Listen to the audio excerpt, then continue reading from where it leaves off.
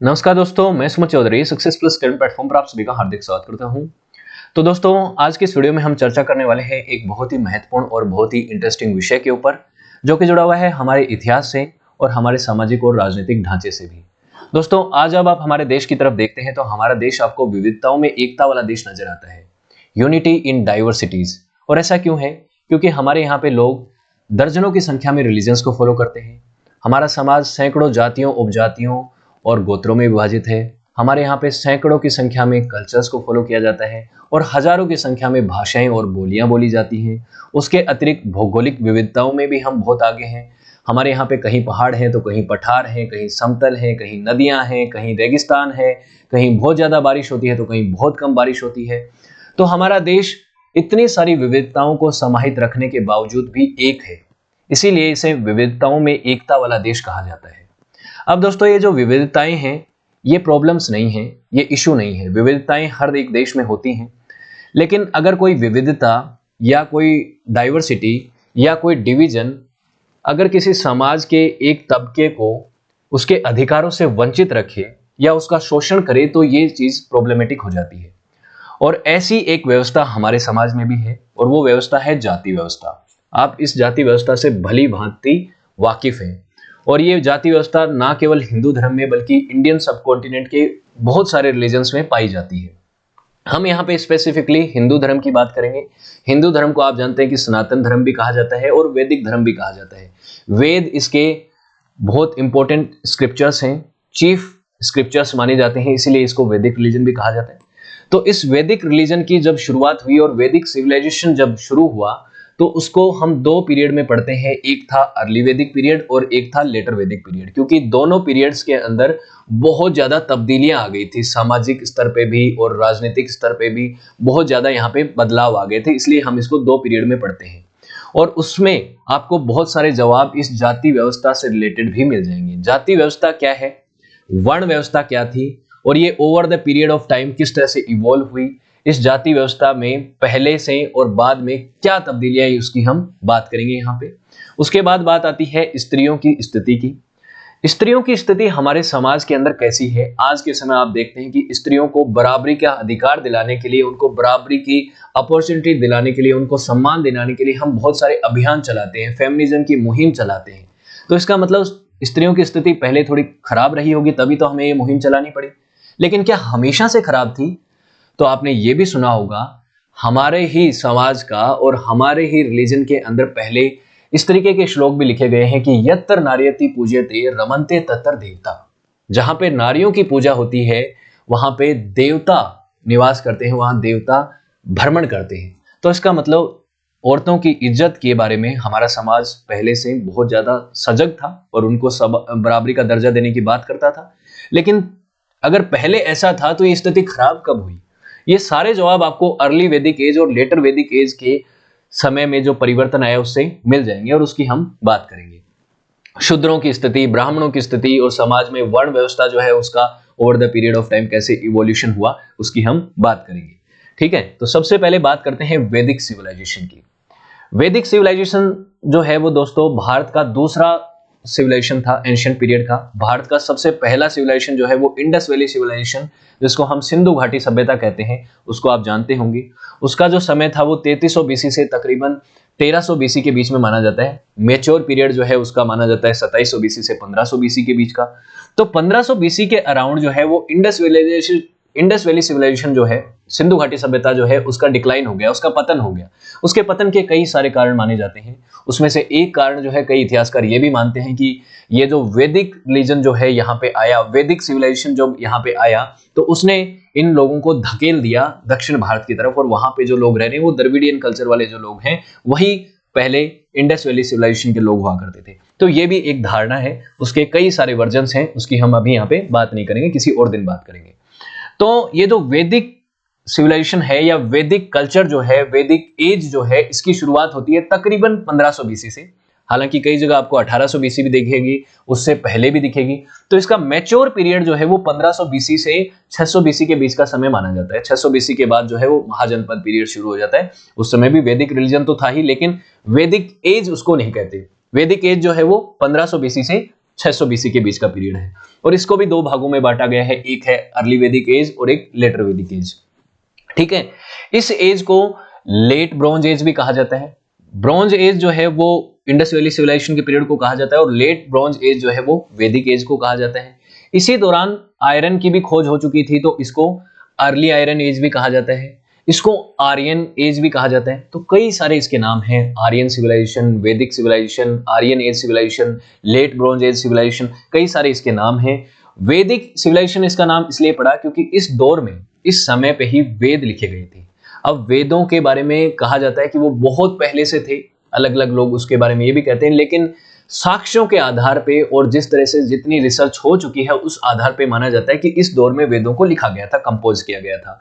और इस दौर के, इस समय की सभ्यता के बारे में जो ज्यादातर इंफॉर्मेशन हमें मिलती है, उसके चीफ सोर्स ऑफ इंफॉर्मेशन जो है वो भी वेद हैं।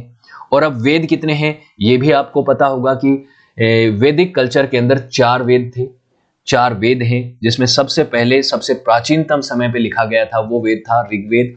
इसको अर्ली वैदिक एज में लिखा गया था और इस पीरियड को ऋग्वैदिक पीरियड भी कहा जाता है। उसके बाद 3 वेद और लिखे गए लेटर वैदिक पीरियड में, जो कि थे यजुर्वेद, सामवेद और अथर्ववेद। इन वेदों में भी ऋग्वेद को सबसे सुपीरियर माना जाता है, सबसे बेहतरीन माना जाता है, और बाकी वेदों को भी माना जाता है, लेकिन इससे बाद में। अब ये जो वैदिक सिविलाइजेशन था, इस सिविलाइजेशन को इवॉल्व करने में जो लोग रेस्पॉन्सिबल थे उनको कहा जाता है आर्य या आर्यंस। और आर्यंस जो थे वो यहाँ पे रहते थे, वो खुद को आर्यंस कहते थे। और आर्य का मतलब होता है फ्री बोर्न या नोबल कैरेक्टर, ये भी आपको ध्यान रखना है। ये आर्यन लोग जो थे ये सेमी नोमैडिक लोग थे। सेमी नोमैडिक मतलब होते हैं जो एक जगह पे से दूसरी जगह पे मूव करते हैं, दूसरी जगह पे रहते हैं कुछ समय, फिर तीसरी जगह रहने लगते हैं। मतलब एक जगह परमानेंट सेटलमेंट नहीं करते, लेकिन over the period of time ये भी सेटल होना शुरू कर चुके थे। शुरुआत में ज्यादा नोमैडिक थे, फिर सेमी नोमैडिक, और फिर ये सेटल होने लग गए थे एक जगह पे। तो इस तरह से इनका जो है समय बदला। अब बात आती है आर्यंस जो है उनका ओरिजिन कहाँ पे हुआ। ये एक डिबेट का इशू है, इस पे बहुत सारे लोग जो हैं डिबेट करते हैं, कंट्रोवर्शियल भी रहता है ये कई बार। इसके ऊपर मैंने एक वीडियो भी बनाया है आर्यन माइग्रेशन थ्योरी के ऊपर, उसके ऊपर जो डिबेट्स हैं उसके ऊपर हमने बात की है। तो अलग अलग बात है। कुछ लोग कहते हैं कि जो आर्यन लोग जो थे वो स्टेपीज से आए, यहां से आए, कैस्पियन सी के अराउंड टाइम्स यहां से आए, और इनकी बहुत सारी वेव्स जो हैं वो भारत की तरफ आई और ये इंडस वैली सिविलाइजेशन के पास आके यहाँ पे बसने लग गए, यहाँ पे माइग्रेट करने लग गए। एक थ्योरी तो यही भी थी कि इन आर्यंस ने यहाँ पे आके यहाँ पे इंडस वैली लोगों को मारा, उनको इन्वेड किया, उसको कहा जाता है आर्यन इन्वेजन थ्योरी। हालांकि आर्यन इन्वेजन थ्योरी को बहुत कम लोग मानते हैं, आर्यन माइग्रेशन थ्योरी को बहुत से लोग मानते हैं, जो कहते हैं कि आर्यंस जो है वो यहाँ पे आके माइग्रेट होने लग गए, यहाँ पे रहने लग गए, और उसकी वजह से जो है उनका सिविलाइजेशन यहाँ पे राइज होने लग गया। एक ये थ्योरी है जिसको आर्यन माइग्रेशन या इन्वेजन थ्योरी कहा जाता है।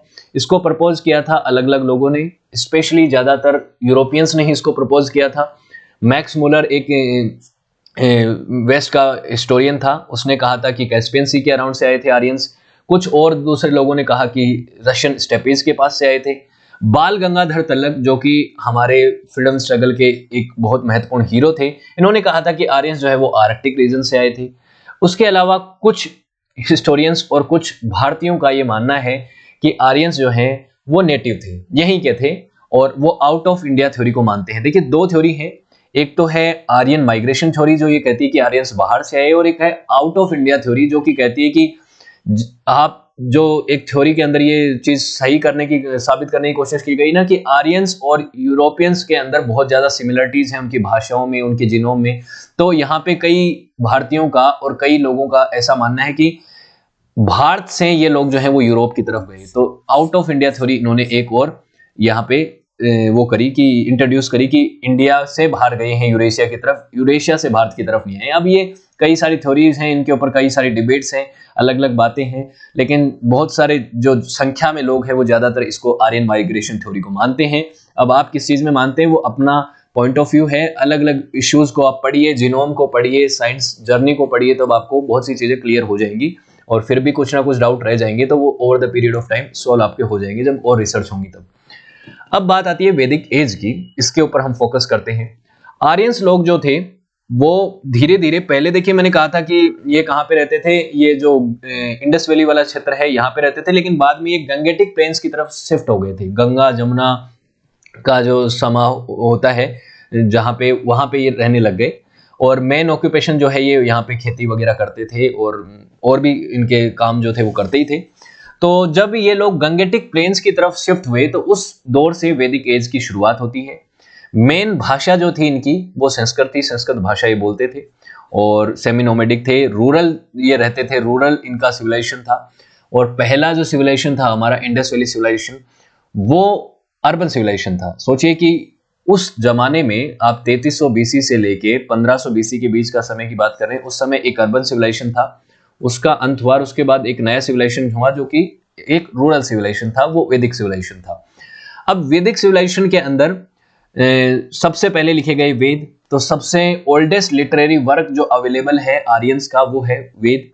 और कई सेंचुरियों तक इस वेदों को पीढ़ी दर पीढ़ी जो है वो ओरली हैंड ओवर किया जाता था कि एक, मान लीजिए एक आदमी है ए, इसको वेदों का ज्ञान है, तो ये अपनी अगली पीढ़ी में बी को ज्ञान दे देगा कि वेदों में ये लिखा गया है, वेदों में ये है, ये है। लिखित में नहीं दे रहा है लेकिन ओरली दे रहा है। फिर बी से सी में चला जाएगा, सी से डी में चला जाएगा, और फिर डी में एक समय आया, डी के पीरियड में या ई के पीरियड में, जब वेदों को कंपोज किया गया, वेदों को लिखा गया। इसीलिए वेदों का एक एग्जैक्ट टाइम नहीं बताया जा सकता जब कंपोज किए गए, इसलिए उसका माना जाता है कि 18 बीसी से लेकर 600 बीसी के बीच में कहीं ना कहीं लिखे गए होंगे।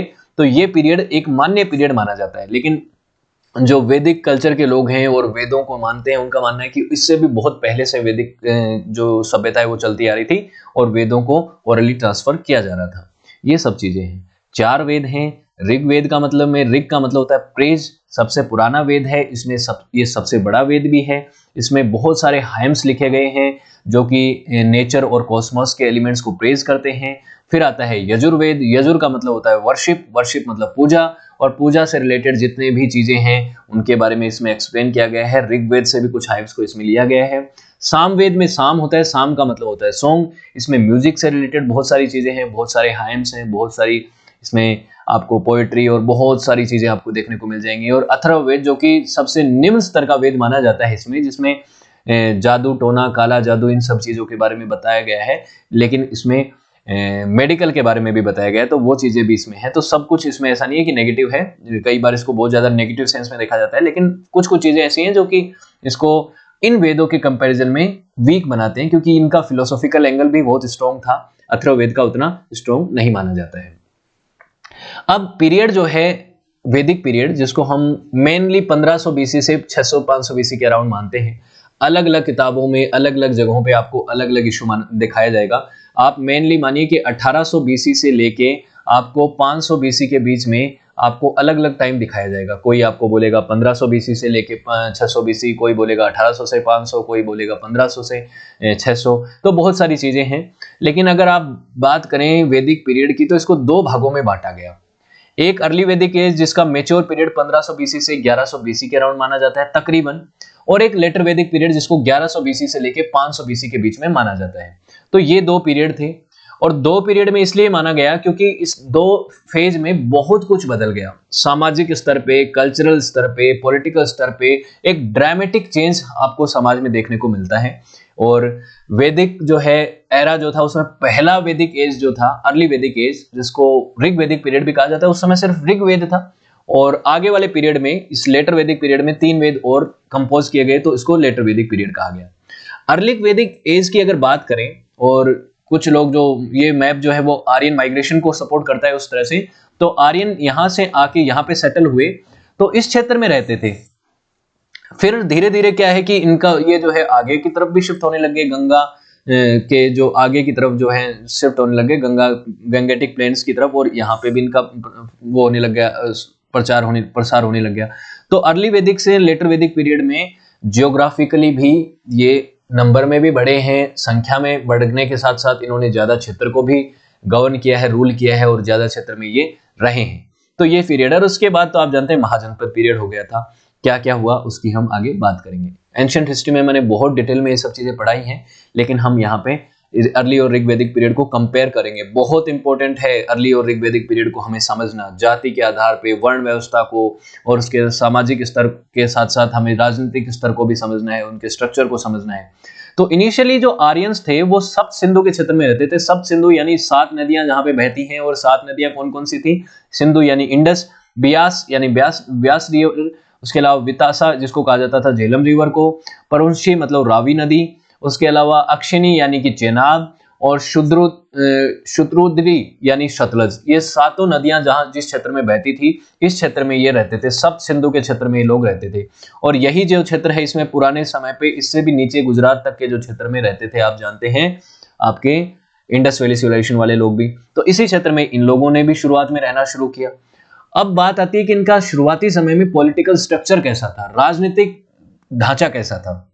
देखिए यहाँ पे मोनार्किकल फॉर्म ऑफ गवर्नमेंट हुआ करती थी, जहां पे जो किंग था उसको राजन कहा जाता था, राजा था वो।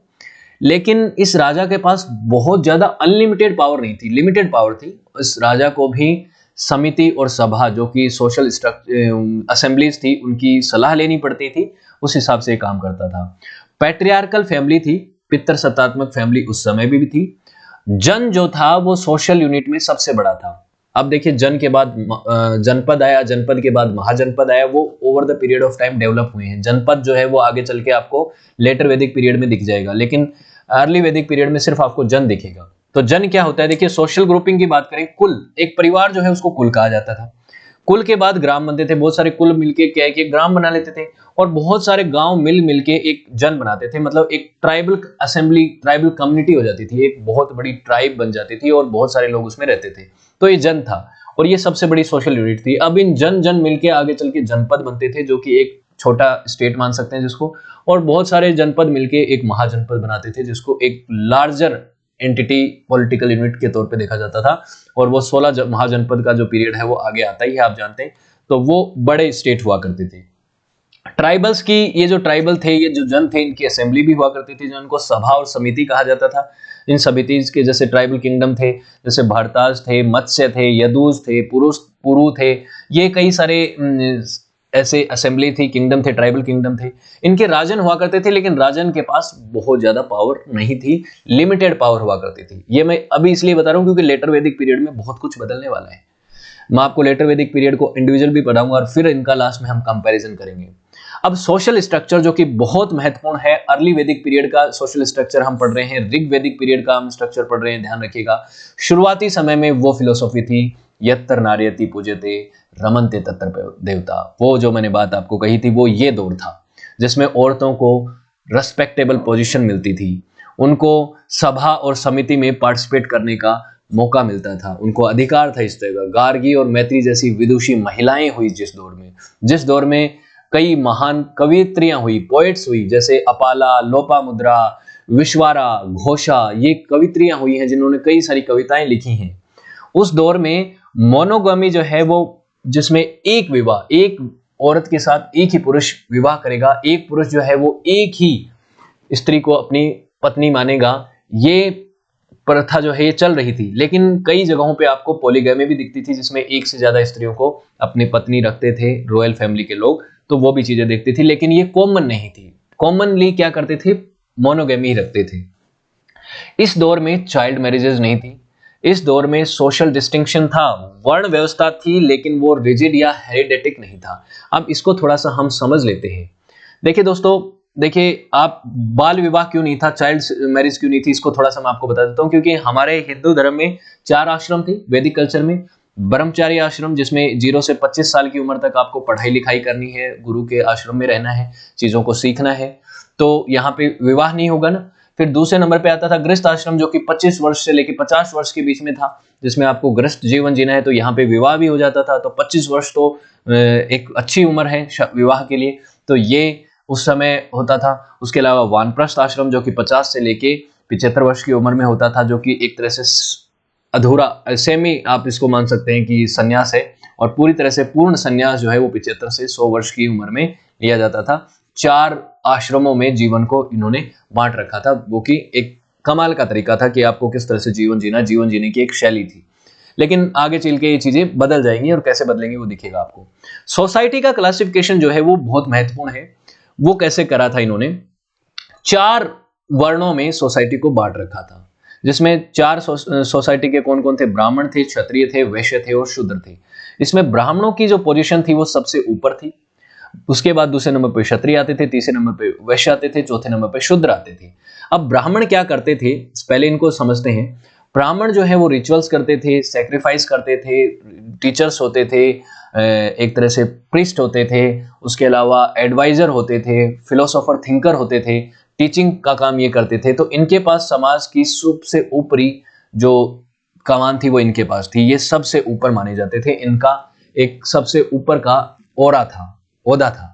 दूसरे नंबर पे आते थे क्षत्रिय, जिनका काम था, जो थे वॉरियर क्लास जिनको बोला जाता था, जिनका काम था रूल करना और प्रोटेक्ट करना, डिफेंड द अनडिफेंडेबल, डिफेंसलेस, जो डिफेंस नहीं कर सकते खुद का, उनको डिफेंड करना वॉरियर का या क्षत्रियों का काम होता था। तीसरे नंबर पे आते थे वैश्य, जो एग्रीकल्चरिस्ट होते थे, बड़े खेती करने वाले जमींदार हुआ करते थे, कैटल बियरर होते थे, ट्रेडर होते थे, आर्टिशियंस होते थे, मेटल वर्कर होते थे, जो कि बेसिकली व्यापारी वाला जो तबका था, जो व्यापार करता था, और उसके अलावा जो बाकी बचे हुए काम थे जो कि देश को चलाने में, उनकी इकोनॉमी को चलाने में काम आते हैं, वो ये करते थे। लास्ट में जो सबसे निम्न स्तर का जो तबका था, लोवेस्ट जो था, वो था शूद्रों का, जो कि जिनका काम था कि मेहनत मजदूरी करनी है, लेबरर्स वर्क करने हैं, और समाज के जो ऊपरी 3 तबके हैं उनको सर्व करना है। ये वर्ण व्यवस्था थी। लेकिन मेन बात ये है कि ये जो वर्ण व्यवस्था थी अर्ली वैदिक एज में, ये हायरार्की बेस नहीं थी, कि जाति इस तरह से नहीं थी कि ब्राह्मण का बेटा ब्राह्मण ही बनेगा और शूद्र का बेटा शूद्र ही बनेगा। ये मेरिट के आधार पे हुआ करती थी। जैसे आज के समय ग्रेडिंग सिस्टम है ना, ए क्लास ऑफिसर्स, बी क्लास, सी क्लास, डी क्लास, उस तरह से है कि जिसमें जितनी क्षमता है, जिसमें जितनी मेरिट है, वो वही पद ग्रहण कर सकता है। एक शूद्र का बेटा जिसके अंदर ये काबिलियत है कि वो ब्राह्मण बन सकता है, तो वो ब्राह्मण बन सकता था इस दौर में। एक क्षत्रिय जो है वो अपना सब कुछ त्याग के वो ब्राह्मण बन सकता था, वो सन्यासी बन सकता था, वो फिलोसोफर बन सकता था। एक वैश्य भी अपना काम छोड़ के दूसरा काम कर सकता था, और ब्राह्मण से क्षत्रिय में और शूद्र से ब्राह्मण में ट्रांसफर आदमी कर सकता था।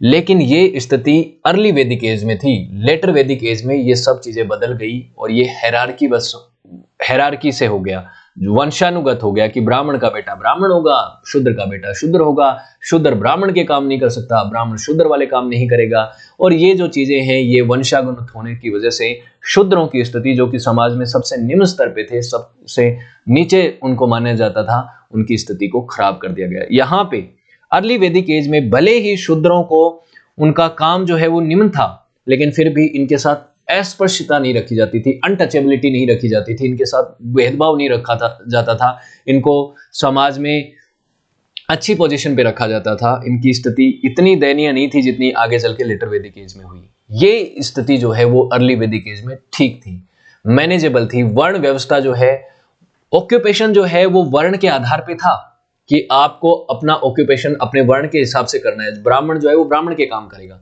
लेकिन ब्राह्मण बनेगा कैसे, वो जाति के आधार पे नहीं था, वो वंशानुगत नहीं था, वो अपने मेरिट के आधार पे था कि वो व्यक्ति, उसमें ये क्षमताएं हैं, उसमें वो काबिलियत है, वो ब्राह्मण बन सकता है, वो ब्राह्मण बनेगा। जिसमें काबिलियत नहीं है, कोई काबिलियत नहीं है, ना वो प्रोटेक्ट कर सकता है, ना वो वॉरियर बन सकता है, ना वो ब्राह्मण बन सकता है, ना वो व्यापार कर सकता है, तो वो शूद्र बनेगा। और एक जो वैश्य है उसमें वैश्य के गुण नहीं है तो वो भी शूद्र बन सकता है। एक वॉरियर क्लास में जो क्षत्रिय है उसमें अगर वो प्रोटेक्ट करने की क्षमता नहीं है तो वो भी शूद्र बन सकता है। तो ये स्थिति थी उस समय, वंशानुगत नहीं थी। ये बात आप क्लियरली माइंड में ध्यान रखिएगा। उसके बाद इकोनॉमिक स्ट्रक्चर की अगर बात करें उस दौर की, तो उस समय ये कैटल रखते थे और पेस्टोरल थे, एक जगह से दूसरी जगह घुमक्कड़ तो रहते ही थे, उनको चराते थे। और मेन जो बार्टर सिस्टम चलता था कि कैटल जिसके पास जितनी ज्यादा होती थी उसको उतना ही धनवान माना जाता था। एग्रीकल्चर को प्रैक्टिस करते थे, लेकिन अभी भी कैटल जो थी वो ज्यादा इनके लिए महत्वपूर्ण थी। कैटल के से ही इनकी इकोनॉमी ज्यादा चलती थी। उनके पास हॉर्स कैरियर्स थे, जो इनके रथ थे वो इनके पास हुआ करते थे। रिवर्स का इस्तेमाल करते थे ये ट्रांसपोर्टेशन के लिए। कॉटन और वूलन फैब्रिक्स का भी ये बनाते थे, उनका भी काम करते थे। उसके अलावा यहाँ पे मेनली बार्टर सिस्टम चलता था, लेकिन आगे चल के निष्का नाम का एक कॉइन भी आ गया था, उसका भी इस्तेमाल इन्होंने करना शुरू कर दिया था। बार्टर सिस्टम आप समझते हैं ना, वस्तु विनिमय। एक वस्तु, एक मान लो एक कुम्हार है, वो घड़े मटके बना रहा है, तो वो मटका जो है वो एक किसान को बेच देगा। किसान जो है जो अनाज प्रोड्यूस कर रहा है, तो मटके के बदले उसको मटका मिल जाएगा, उसको अनाज मिल जाएगा। यही व्यक्ति जो है अगर एक उसके पास जाएगा, कारपेंटर के पास जाएगा, तो इससे ये फर्नीचर ले लेगा, उसके बदले मटके दे देगा। तो इस तरह से चीजें चलती थी। थोड़ा मुश्किल होता है इसको करना, जिसको जो चीज जरूरत हो सामने वाले के पास वो हो, और उसके बदले उसको भी वही मिल जाए जो आपके पास है, और उसके लिए वो जरूरतमंद भी हो। ये थोड़ा सा मुश्किल होता है बार्टर में, लेकिन उसके बाद ही तो करेंसी आई और उसके बाद कॉइन्स भी बने। रिलीजन की बात करें, ये भी काफी महत्वपूर्ण इश्यू है। अगर अर्ली वैदिक एज और ऋग्वैदिक पीरियड की बात करें तो शुरुआत में अर्ली वैदिक एज में इनके लिए जो नेचुरल फोर्सेस थी, जैसे अर्थ, फायर, विंड, रेन, थंडर, ये बहुत महत्वपूर्ण थी। पंचदेव जिनको आप बोलते हैं, पंचदेव जिसमें आप जानते हैं पृथ्वी की धरती माँ की तरह पूजा करते थे, अग्निदेव की पूजा करते थे, रेन में वरुण देव की पूजा करते थे, अगर आप करें विंड की तो पवन देव या वायु देव की पूजा होती थी, थंडर यानी जो देवता थे उसके आप जानते हैं कि इंद्र की पूजा होती थी। तो इन सभी की पूजा होती थी, और इंद्र की जो यहाँ पे महत्वता थी वो सबसे ऊपर थी। इंद्र को बहुत ज्यादा इंपॉर्टेंस मिलती थी उस दौर में, अर्ली वैदिक एज में। और आगे में बदलाव होंगे लेटर वैदिक एज में, आपको यहाँ पे भी परिवर्तन देखने को मिलेंगे। उस समय फीमेल डाइटीज जो थी वो उषा और अदिति थी। लेकिन इस दौर में टेम्पल नहीं थी, इस दौर में कोई टेम्पल या कोई आइडल वर्शिप नहीं होती थी। ये सब चीजें आप ध्यान रखिएगा। सामाजिक स्तर पे और धार्मिक स्तर पे कितने ज्यादा बदलाव होने वाले हैं लेटर वैदिक एज में, जिसमें अब हम एंट्री कर चुके हैं। लेटर वैदिक एज में कुछ कुछ महाजनपद आपको देखने को मिलते हैं। महाजनपद पीरियड जो है वो आगे चल के शुरू हुआ, जहां 16 महाजनपद पड़े मिले थे हमें, लेकिन जनपद तो यहाँ पे काफी बनने लग गए थे। जनपद यहाँ पे पहले तो जन ही हुआ करता था, जिसमें ट्राइबल्स हुआ करते थे, बहुत सारे गांवों को मिलके बनता था। लेकिन अब बहुत सारे जन मिलके जनपद बनने लगे, और जनपद मिलके महाजनपद बनने लगे। ये सब चीजें हुई। अब राजा की जो ताकत थी वो इंक्रीज हो गई। पहले राजन जो है उसको सलाह लेना पड़ता था अपने मंत्रियों से, अपने असेंबली के सभा और समिति के लोगों से, लेकिन अब राजा जो है वो सुपीरियर हो गया, उसके पास बहुत पावर आ गई, और वो बहुत तरीके के सेक्रीफाइस भी करने लग गया अपनी पावर को, अपनी पोजीशन को इनहेंस करने के लिए, बढ़ाने के लिए। कई सारे यज्ञ होने लग गए, सेक्रीफाइस होने लग गए, जैसे राजसूय, वाजपेयी और अश्वमेघ यज्ञ होते थे। राजसूय यज्ञ जो है ये एक जब राजा का राज्य अभिषेक होता था तो राजसूय यज्ञ होता था। वाजपेयी यज्ञ जो है एक चैरियट रेस होती थी, जिसमें राजा कौन बनेगा उसके लिए जो सिबलिंग्स थे उनके बीच में एक रेस होती थी, उस तरीके का यज्ञ था। और अश्वमेघ यज्ञ जो है वो राजा अपनी ताकत को दिखाने के लिए वो करता था कि एक घोड़े को अपने राज्य की सीमाओं के चारों तरफ घुमाया जाता था, और उस घोड़े ने जहां जहां तक घूम लिया वो पूरा क्षेत्र जो है उस क्षेत्र में उस राजा की सुपीरियरिटी मानी जाती थी। अगर उस घोड़े को किसी ने पकड़ लिया तो उस राजा को चुनौती की तरह माना जाता था कि इस राजा ने, किसी दूसरे राजा ने इस राजा के घोड़े को पकड़ा है, तो उसके साथ दोनों के बीच में युद्ध होता था, और युद्ध में जो जीतता था वो सुपीरियर होता था। तो यहाँ पे राजा की पावर जो है वो काफी महत्वपूर्ण हो गई थी। राजा ताकतवर हो रहा था और अपनी ताकत को और बढ़ाने के लिए भी वो प्रयासरत था। ये चीजें थी। सभा और समिति जहां पे बहुत मीनिंगफुल डिस्कशन हुआ करते थे अर्ली वैदिक एज में, उनकी महत्वता अब खत्म हो चुकी थी। वहां पे जुआ होने लग गया था, वहां पे लोग ड्रिंक करने लग गए थे, वहां पे लोग नृत्य जैसी चीजें करने लग गए थे, और ये सब चीजें करके उसकी इंपॉर्टेंस जो है वो उसने सभा और समिति ने खो दी थी। और इस सभा और समिति में औरतों को भी आना अब अलाउड नहीं था। अब सोशल स्ट्रक्चर जो कि बहुत महत्वपूर्ण है, जिसमें बहुत ज्यादा बड़े स्तर पे परिवर्तन हुआ, उसकी हम बात करते हैं। जो वर्ण व्यवस्था हमने देखी थी, 4 वर्ण, ब्राह्मण, क्षत्रिय, वैश्य और शूद्र, जिनको मेरिट के आधार पे उनका वर्ण मिलता था, अब वो मेरिट के आधार पे नहीं रहा, अब वो जन्म के आधार पे होने लग गया। हेरिडेटरी हो गया कि वंशानुगत हो गया। ब्राह्मण का बेटा बनेगा ब्राह्मण, और शूद्र का बेटा बनेगा शूद्र। अब शूद्र के बेटे में कितनी भी क्षमताएं क्यों ना हो, कितनी भी योग्यताएं क्यों ना हो, लेकिन अब उसको काम करना पड़ेगा लेबर का ही, उसको सिर्फ सेवक की तरह काम करना पड़ेगा। वो ब्राह्मण नहीं बन सकता, वो क्षत्रिय नहीं बन सकता, वो वैश्य नहीं बन सकता, वो शूद्र ही रहेगा। और इसका सबसे ज्यादा नुकसान जो है शूद्रों को हुआ।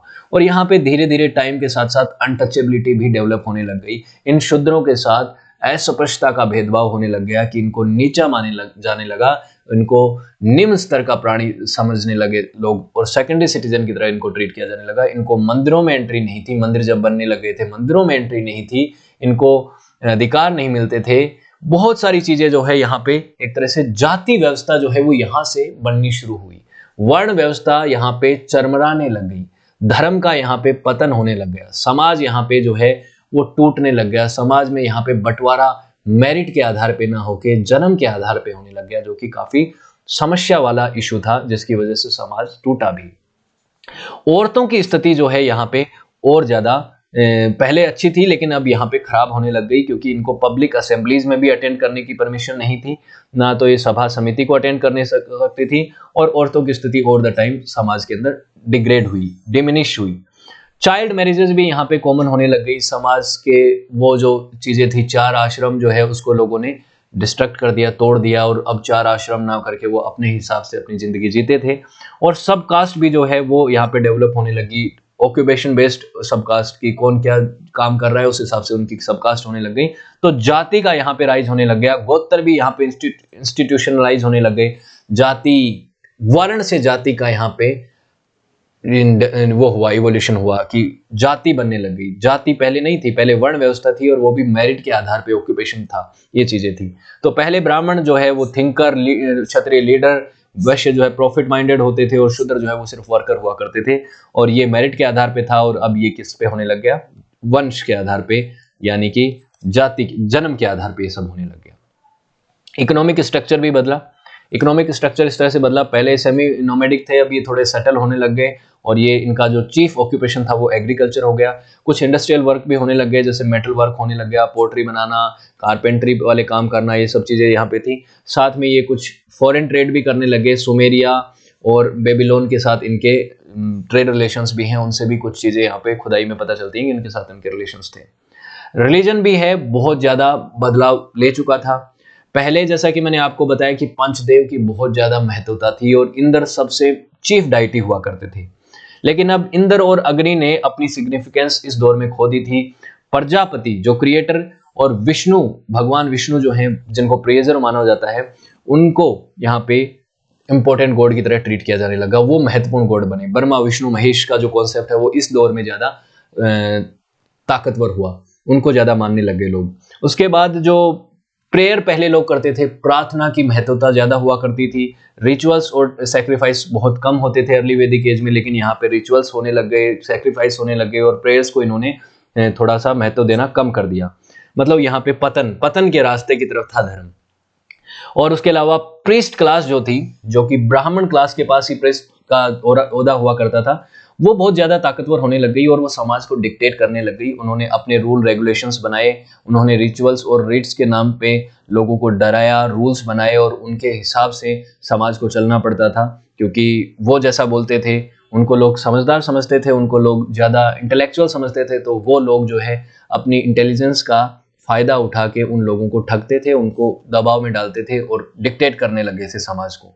इसी की वजह से, इस ऑर्थोडॉक्सी की वजह से और धर्म में परिवर्तन की वजह से, धर्म में पतन की वजह से, उस दौर में कई सारे रिलीजियस रिफॉर्म्स हुए, और नए धर्मों का भी उदय हुआ। जैसे बुद्धिज्म और जैनिज्म जो है उस दौर में इमर्ज हुई। बुद्धिज्म और जैनिज्म, कई लोग कहते हैं कि बुद्धिज्म बहुत पहले से था, बहुत पहले से था। ठीक है, पहले से था, लेकिन इस दौर में वो मजबूती से आगे आया। गौतम बुद्धा, महावीर स्वामी जी जैसे लोगों का इस दौर में जन्म हुआ 6th सेंचुरी बीसी के अराउंड। तो उन्होंने इन फिलोसॉफीज को मजबूती से लोगों के सामने रखा, और ना केवल बुद्धिज्म, जैनिज्म या आजीवक संप्रदाय जैसे संप्रदाय आए। उस दौर में तकरीबन 65 रिलीजन जो है, नए रिलीजन आए थे, इमर्ज हुए थे, जिन्होंने हिंदू धर्म के अंदर से निकल के कई सारे परिवर्तन करने की कोशिश करी, और नई तरीके से इस पतन के रास्ते को रोकने की कोशिश करी। लेकिन बुद्धिज्म, जैनिज्म ही उसमें से सस्टेन कर पाए, बाकी सारे जो रिलीजन से वो गायब हो गए, विलुप्त हो गए। तो ये वो दौर था जब रिलीजन की स्थिति जो है थोड़ी खराब हुई। अब बात आती है कि दोनों में डिफरेंस क्या है, क्योंकि अर्ली वैदिक और लेटर वैदिक एज में हमने देखा ना, काफी सारा परिवर्तन है समाज के अंदर, समाज में, रिलीजन में, पॉलिटिकल इंस्टीट्यूशंस में बहुत कुछ बदलाव आ गया। तो इसीलिए हमें इस फेज को पढ़ने की जरूरत है कि डिफरेंस दोनों में क्या है, दोनों को एक साथ रख के हम कंपेयर करते हैं। अर्ली वैदिक एज में वर्ण व्यवस्था जो थी वो फ्लेक्सिबल थी। पहली बात यह है, कास्ट सिस्टम जिसको आप आज के दौर में देख सकते हैं, लेकिन उसको हम वर्ण व्यवस्था कहेंगे उस दौर में।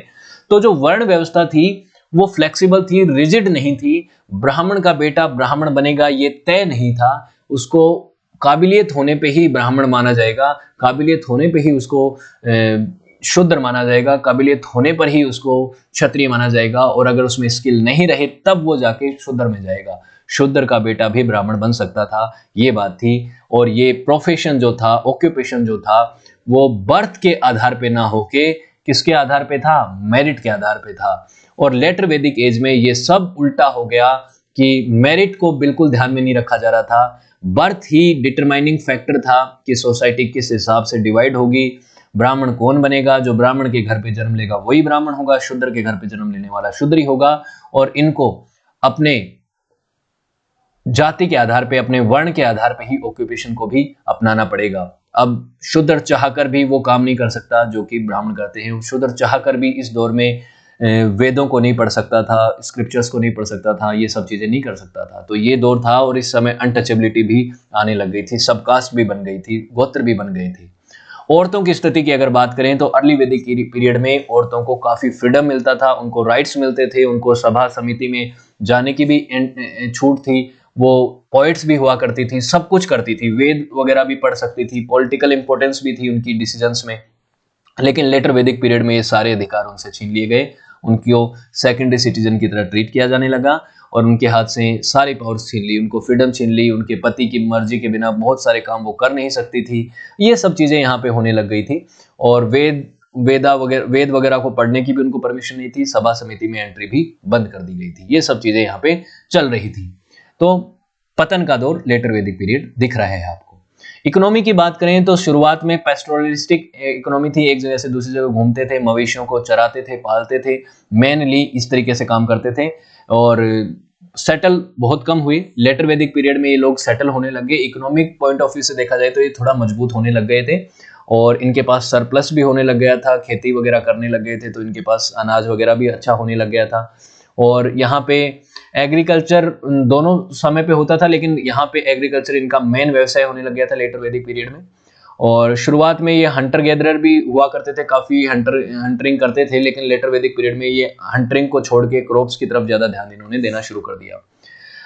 अर्ली वैदिक एज के अगर पॉलिटिकल स्ट्रक्चर को देखें तो लोकल असेंबली जो थी, समिति और सभा जो थी, उनकी महत्वता थी, उनके पॉइंट ऑफ व्यू को माना जाता था, पॉलिटिकल उनका एक स्टैंड हुआ करता था, वो बात करते थे, मीनिंगफुल डिसीजन लेते थे, मीनिंगफुल उनके डिस्कशंस होते थे, और उनकी इंपॉर्टेंस सेकंड जो पीरियड था लेटर वैदिक पीरियड, उसमें उन्होंने खो दिया, इंपॉर्टेंस खो दी। वहां पे जुआ होने लग गया, ड्रिंक होने लग गई, और कई सारी ऐसी चीजें होने लग गई जो सभा समिति के माहौल को खराब करा, उनकी इंपॉर्टेंस को खत्म किया। और साथ ही डायनेस्टी बेस्ड सिस्टम भी आने लग गया था, राजा का बेटा राजा होने लग गया था, तो राजा ने पावर्स को अपने पास रख लिया, और पावर के साथ साथ राजा जो वो ताकतवर होता चला गया। तो ये जो ऊपर के दो तबके जो थे, क्षत्रिय और ब्राह्मण, इनके पास पावर जो है वो सेंट्रलाइज हो गई थी, कंस्ट्रक्ट इनके पास हो गई थी, नीचे वालों के पास इतनी पावर नहीं थी, स्पेशली शूद्रों की तो स्थिति बहुत ही ज्यादा खराब थी।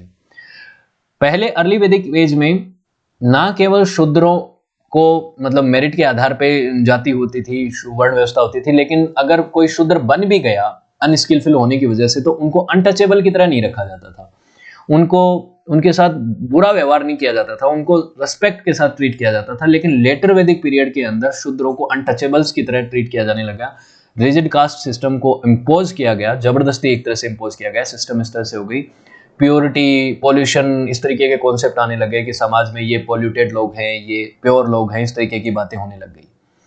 This is wrong obviously. Second वाला फेज जो है ये दिख ही रहा है आपको। दूसरी बात है कि अगर इकोनॉमी पे ही एक और बात करें तो पहले बार्टर सिस्टम ज्यादा था, प्राइमरी मोड ऑफ एक्सचेंज जो है वो बार्टर सिस्टम था कि वस्तु विनिमय चलता था।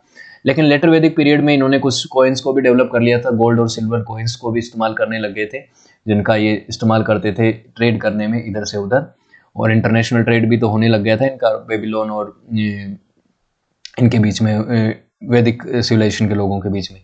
और अगर अर्ली वैदिक पीरियड की बात करें तो वहां पे जो मेन टेक्स्ट था उस दौर का वो था ऋग्वेद, और लेटर वैदिक पीरियड के अंदर आपको सामवेद, यजुर्वेद और अथर्ववेद भी यहाँ पे दिखते हुए नजर आएंगे, इनको भी लिखा गया, इनको भी कंपोज किया गया। तो आपको चीजें क्लियर हुई अर्ली और लेटर वैदिक पीरियड में।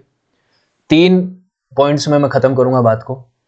अर्ली वैदिक एज में जो वर्ण व्यवस्था थी वो रिजिड नहीं थी, और वो वर्ण व्यवस्था जो है वो वंशानुगत नहीं हुआ करती थी, उनको मेरिट के आधार पर मिलता था। लेटर में ये चीज़ एकदम उल्टी हो गई, वंशानुगत हो गई और वो रिजिड हो गई।